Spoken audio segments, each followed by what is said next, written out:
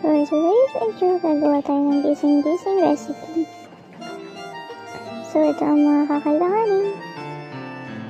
Bawang sibuyas,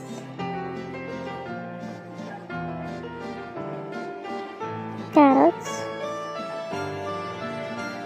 bell pepper, chicharo, cauliflower, young corn, sayote, butter. So, igisa na natin ang sibuyas at bawang.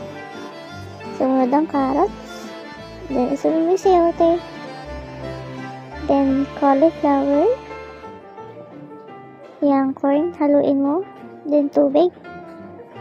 Lagyan mo ng oyster sauce, paminta, bell pepper, pusit, para hindi matigas.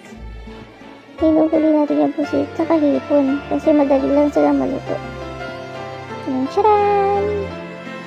Lagyan na ng asin, konting asukal para mag-balance yung lasa. Then, add mo na yung chicharo. Yan lang.